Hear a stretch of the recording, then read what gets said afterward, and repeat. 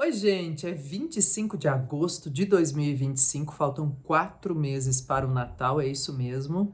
E nosso encontro marcado aqui pelo canal do Aprova está no ar. Que privilégio, que alegria a gente conseguir manter viva a nossa construção de conhecimento e cidadania, de quebra por extensão, a gente conseguir com esse pão quentinho, pão fresquinho, seja qual for a sua metáfora, uma análise super peculiar, intertextual, cuidadosa, singular, para que você possa ter boas reflexões e ter excelentes desempenhos em processos seletivos, concursos e vestibulares. Então, olha só, se você está por aqui de vez em quando, se você já é habituê, se você está conhecendo agora, mas ainda não se inscreveu e ativou as notificações, faça isso, porque toda semana, sempre que tem conteúdo fresquinho, você fica sabendo. E sabe o que mais? Olha, nós temos aí, eu falei dos 4 meses para o Natal, né? Mas nós temos uma reflexão neste ano, na verdade, um desafio que eu coloquei aqui em janeiro, para que a gente conseguisse dar mais tempo de tela produtivo para todos nós ao longo deste 2025. Vamos ver como será o nosso balanço lá ao final deste ano sobre tempo de tela e tempo de tela produtivo. Como será que vamos caprichar nisso, observando e trabalhando com conteúdos, gente, com questões que nos levam a reflexões melhores, que nos dão mais entendimento sobre os fatos à nossa volta, considerando que são fatos atuais, mas que não podemos desprezar o caminho feito até agora, tampouco deixar de evidenciar prognósticos, deixar de olhar para o futuro com base nos indícios, nos sinais contemporâneos. E olha, dito tudo isso, eu espero de fato que você não tenha pulado essa introdução, porque ela é o ponto de partida, ela é basilar para a gente também pensar em que lugar irá assentar as construções feitas por aqui. E as construções feitas nos nossos momentos de estudo, não só nesta nossa conversa. Também quero te dizer que nossa conversa aqui continua, segue sempre muito democrática, feita com todo carinho, respeito e dedicação. E se você não viu ou não for dar possibilidade de estudo esta semana para o nosso encontro, não há problema, porque ele fica gravado e fica à disposição. E também, se quiser ver outros encontros anteriores, outras conversas anteriores, pode procurar, que o nosso conteúdo é feito com ideia atemporal de informação. A qualquer tempo você pode saber mais sobre o tema tratado naquele encontro, naquela conversa específica. E por falar nisso, gente, conversa específica, hoje o que temos? Olha, eu vou aproveitar para conversar com você sobre um texto relacionado aí ao lançamento da versão 5 do ChatGPT. Diz por quê, Cleusa? Porque faz diferença a gente só ter a manchete, foi lançado, quais são as potencialidades, mas faz diferença a gente pensar em desdobramentos, em questões que são bem específicas, gente, e identitárias. Então, olha, GPT-5 está no nosso escopo, no nosso recorte de discussão hoje. Vamos falar também de questões relacionadas aos 71 anos da morte do Getúlio Vargas, completados no domingo, dia 24. Vamos falar do aumento significativo do número de trabalhadores com 60 anos ou mais no Brasil, pacote de auxílio a empresas em relação ao tarifaço, ou a ramos, né, afetados diretamente pelo tarifaço dos Estados Unidos, que chega a 10 bilhões. E também, gente, aproveitar para agradecer as produções tão significativas, cheias de sentido conotativo, do Jaguar, que faleceu neste domingo aos 93 anos, o cartunista Jaguar. Bem, eu quero começar logo com você destacando essa versão 5 do ChatGPT, e um texto que eu estou deixando nos links aí para você, que vai ter relação com a ideia de justiça tributária, a ideia de outras notícias que temos da semana em relação à tributação de ganhos no Brasil. Vamos conversar a respeito. E esse texto, gente, é escrito por um cientista pesquisador, é professor da USP. Eu o trago volta e meia por aqui, porque ele revela ou ele associa situações e reflexões de uma maneira muito didática, né? E que fazem sentido com atualidades. Quer ver?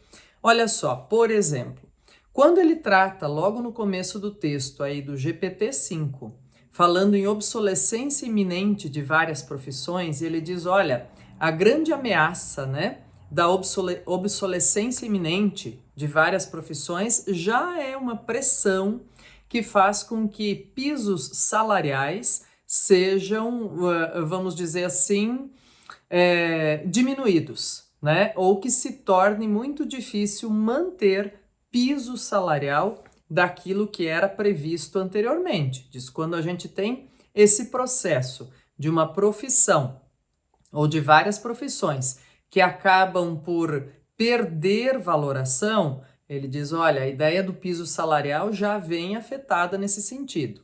Bem, e aí o que ele vai destacar, pessoal? A ideia de políticas públicas orientadas aos impactos da inteligência artificial sobre os salários. E o que me chama a atenção, por isso eu quis dividir com você, porque apenas ler esse texto, gente, sozinho, pode ter algum tipo de inferência, mas quando a gente faz essa leitura assim, ó, dialogada aqui, que a gente vai conversando, eu vou trazendo para você possibilidades de correlações, todos nós temos a ganhar, porque nós vamos aprendendo mais com esse tipo de texto. Então, e o que ele traz como uma política pública, gente, que ele deixa bem claro, diz, une todos os espectros políticos em relação a principalmente o apoio no papel a essa medida. Seria a ideia de uma renda básica universal. E ele cita nomes, por exemplo, de gigantes da tecnologia ou gigantes das empresas Big Techs, né? E políticos que defendem isso há muito tempo, dizendo, olha, nesse caso, eles concordam plenamente, principalmente no papel, dizendo assim, uma renda básica universal garantiria ou seria uma política pública a ser implantada para garantir as condições básicas para todas as pessoas, mesmo aquelas que sejam afetadas por impactos relacionados ao trabalho ou à perda do trabalho por conta de inteligências artificiais. Gente, essa discussão é complexa. Eu estou trazendo aqui algumas reflexões e alguns pontos levantados, tá bom? Mas, principalmente, para a gente sair só da manchete de tem a versão 5 do ChatGPT, agora aconteceu isso, acontecerá aquilo, né? E a gente conseguir também fazer as nossas ilustrações sobre como isso impacta a economia e como isso impacta a nossa vida, ou projeções a respeito. Então, esses pontos eu já queria levantar, falar disso, que ele traz essa didatização sobre política pública relacionada a isso, essa didatização sobre a obsolescência de profissões e o impacto que isso gera no piso salarial ou na possibilidade de valoração dessa profissão. E também, gente, a ideia de como isso se relaciona à justiça tributária, né? Ele faz um apanhado e mostra e diz, olha, é por isso que a renda básica única funciona bem na Finlândia e não aqui. Diz por quê? Porque as pessoas, diz, a depender, né, do lugar, a depender da cultura que se estabelece nesse lugar, ele diz a contribuição dessas pessoas, porque tem uma renda muito significativa, né, é quase que espontânea. Ele diz ao passo que aqui no Brasil, por exemplo, e aí eu já quero engatar com outra informação que temos na semana, que também não é nova, gente, não é inédita, eu já tratei em outros momentos por aqui, que é a discussão, era aquela grande discussão sobre abolir a cobrança de imposto de renda de quem ganha até R$5.000 mensais. Essa proposição foi aprovada na Câmara dos Deputados com regime de urgência na última semana. Vamos acompanhando, pessoal. Sempre que vem desdobramento, a gente vai trazendo mais uma pitadinha de informação por aqui. E diz por que isso tem a ver diretamente nessa ideia de renda básica única, comparação com a Finlândia ou outros lugares. Diz porque é o seguinte, essa renda básica única depende também de uma aquiescência social, né, uma aceitação social de os super ricos dizerem que tudo bem eles serem taxados, né? Ou que tudo bem, que tá certo não cobrar imposto de renda de quem ganha até 5 mil reais mensais e cobrar mais imposto de quem tem uma renda aí que dá para 5, 6, 10 gerações sem trabalhar. Então, isso que se fala quando se fala em super rico, né, gente? Eu brinquei no começo da nossa conversa aqui com a ideia de faltam 4 meses para o Natal, mas não é no sentido de cobrança pessoal ou de pressão para dizer, nossa, olha só o que você fez, o que você não fez, para fazer a relação do meme com a Simone, né? Que o pessoal começa já a trazer aí dizendo, nossa, já vem a música do que você fez me pressionando, né? Mas não é nesse sentido. E também é no sentido de pensar como os memes resumem muito do comportamento da gente, né? Essa história do Natal, gente, e a história dos super ricos. Então, assim, a brincadeira que muitos fazem em muitos momentos nos memes por aí, que simboliza muito bem a necessidade de entendimento sobre o que é super rico, e diz assim, não se preocupe, você que ganha até 10 mil reais está vendendo sua mão de obra, você não é super rico, né? Então a gente precisa, primeiro de tudo, entender no dicionário o que é um super rico, pessoal, quando se fala em reforma tributária, em taxação de grandes fortunas, né? Quem tem uma casa, um carro, uma casa na praia, não tem uma grande fortuna, está muito longe disso, pessoal. Então, vamos sempre entender e caprichar no nosso processo, inclusive, de alfabetização em relação ao mundo, né? A gente precisa se alfabetizar o tempo todo em muitos âmbitos, em muitos ramos, em muitos entendimentos. E também, né, gente, daí diz assim, mas eu não gostei do que eu entendi. Gente, o conhecimento não é só lúdico, não é só, a informação não é feita sempre de maneira assim eufórica, tranquila ou que nos satisfaz. Muitas vezes, e eu diria que na maioria das vezes, aquilo que a gente compreende, aquilo que a gente estuda, nos incomoda, né? Nos tira de uma pretensa, vou usar uma expressão um tanto desgastada nos nossos dias, mas de uma pretensa zona de conforto. Então, tudo isso, pessoal, eu estou detalhando aqui, trazendo essa abordagem, pensando no raciocínio junto com você, não é contra, é junto com, para a gente pensar o que é taxação, o que é justiça tributária, e diz o autor aí do texto que eu deixei no link para você, por que ela funciona, né, em outros lugares, ou a renda básica única funciona, e não aqui. E por que precisa pensar política pública sobre o impacto relacionado ao mercado de trabalho e aos salários em relação à inteligência artificial. Scleusa não tinha pensado nisso ainda. É por isso que a gente pensa em abordagem singular aqui, para a gente já ter ideias juntos, sempre, né? A favor uns dos outros e uns pelos outros. Vamos juntos? Mais um tema, então, aqui. Falamos de tributação, dessas questões de inteligência artificial. Vale a pena a gente entender melhor. Quero aproveitar, pessoal, já que estamos tratando aí da ideia de empregos, trabalho, né, geração de renda, tem 2 itens importantes correlacionados, tem link aí para você também. O alcance do governo para um pacote de 10 bilhões de reais em escalas, em etapas, para os ramos, para os segmentos, vamos dizer assim, né, atingidos diretamente pelo tarifaço dos Estados Unidos. E o que é importante, né, gente? Ficar atentos justamente a como isso chega e quais são as informações a respeito. Porque também existem comportamentos, às vezes, ou existem ações, às vezes, que são represálias ou adiantamentos em relação a uma situação que trazem muita insegurança ou muito mais insegurança do que seria viável para o mercado e para as pessoas, para os trabalhadores. E aí, agora com a ponte, falando em trabalhadores, nós temos um estudo revelando que cresceu em aproximadamente, gente, 70% o número de trabalhadores no Brasil que tem 60 anos ou mais nos últimos 12 anos.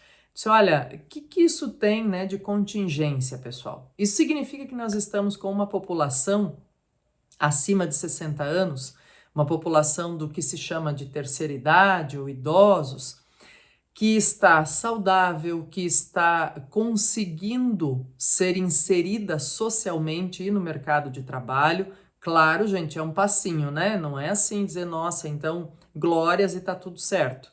Não é por aí, mas já é um advento para a gente comemorar, para a gente celebrar em termos de expectativa de vida e de envolvimento dessas pessoas que vivem mais.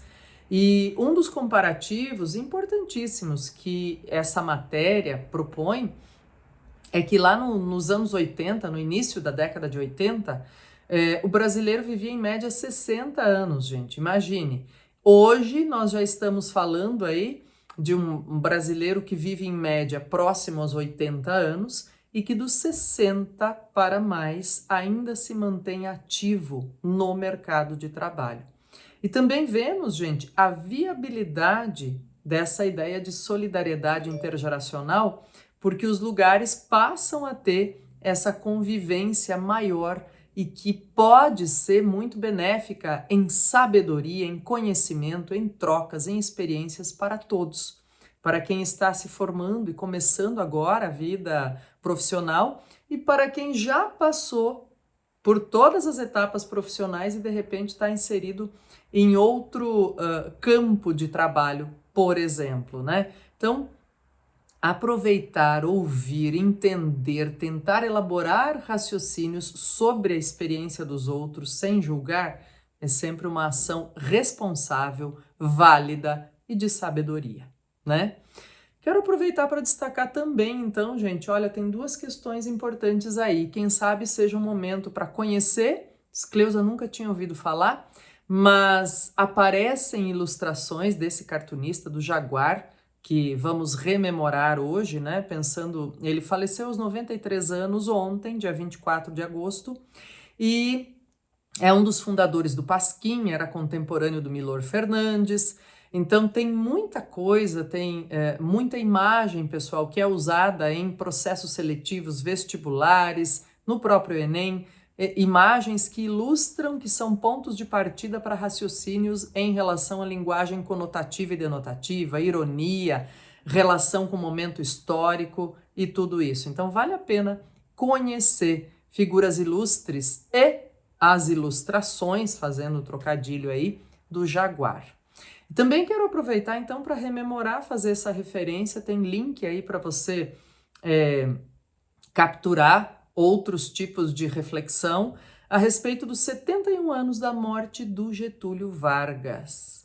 24 de agosto, neste domingo, completados esses 71 anos. Então, diz assim, e o que aconteceu, né, em termos de democracia ou construção de democracia do nosso país desde então, nestes 71 anos, pessoal, pensando nesse marco histórico do governo de Getúlio Vargas. Quero aproveitar, então, para reiterar com você que não é nem um tom de cobrança nem nada aqui, pensando nos 4 meses que faltam para o Natal, não é nada de pergunta de o que você fez, mas é proposição. Quanta coisa boa a gente pode fazer até o Natal ainda, hein? Nesses 4 meses. Quanto a gente pode aprender, quanto a gente pode mudar situações, circunstâncias, concentração, foco, tempo de tela produtivo, aquilo que nos incomoda ou não, né? Ou que a gente nem sabia que incomodava. Então tem muita coisa importante para a gente fazer nesse período ainda, gente. Um grande abraço a você, excelentes estudos. Semana que vem nos encontraremos por aqui e minha nossa, já será setembro. Até lá!